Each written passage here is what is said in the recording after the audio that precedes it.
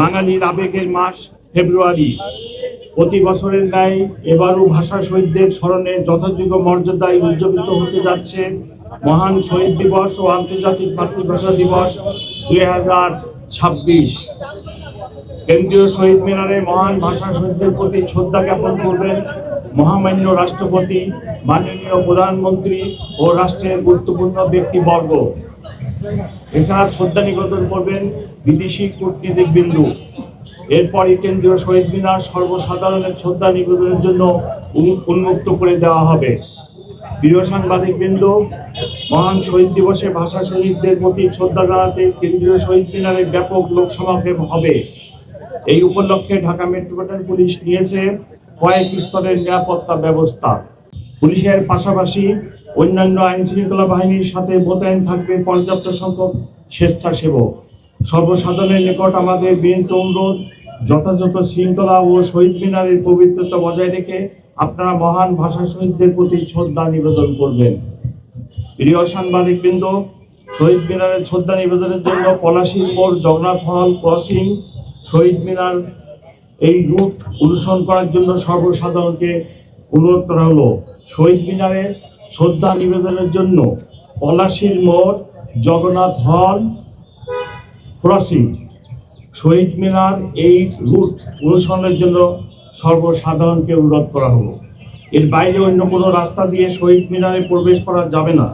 শৃঙ্খলা ও নিরাপত্তার স্বার্থে এটি সবাইকে মেনে চলতে হবে।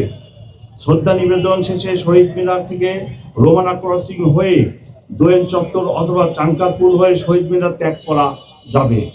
মহামান্য রাষ্ট্রপতি, মাননীয় প্রধানমন্ত্রী ও রাষ্ট্রের গুরুত্বপূর্ণ ব্যক্তিবর্গের শ্রদ্ধা নিবেদন রাত আনুমানিক 12:40 দিকে শহীদ মিনার সর্বসাধারণের জন্য উন্মুক্ত করে দেওয়া হবে। কয়েকদিন পূর্বেই অনুষ্ঠিত হয়ে গেল ত্রয়োদশ জাতীয় সংসদ নির্বাচন। আপনারা দেখেছেন অত্যন্ত সুন্দর এবং সুশৃঙ্খল পরিবেশে জনগণ ভোট কেন্দ্রে এসে ভোটাধিকার প্রয়োগ করেছেন। কোথাও কোনো নিরাপত্তা সংখ্যা ছিল না। অমর 21-এর অনুষ্ঠানেও কোনো নিরাপত্তা সংখ্যা নেই। তথাপি আমাদের নিয়মিত মোতায়েনের পাশাপাশি সোয়াট, dog squad, bomb disposal team, crime scene unit সার্বক্ষণিক প্রস্তুত থাকবে।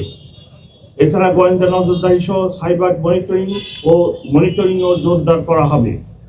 প্রিয় সাংবাদিকবৃন্দ, আপনাদের মাধ্যমে সম্মানিত নগরবাসীর নিকট আমার অনুরোধ, শহীদ মিনারে কেউ কোনো ধরনের ধারালো বস্তু বা দাহ্য পদার্থ বা বিস্ফোরক দ্রব্য নিয়ে আসার চেষ্টা করবেন না।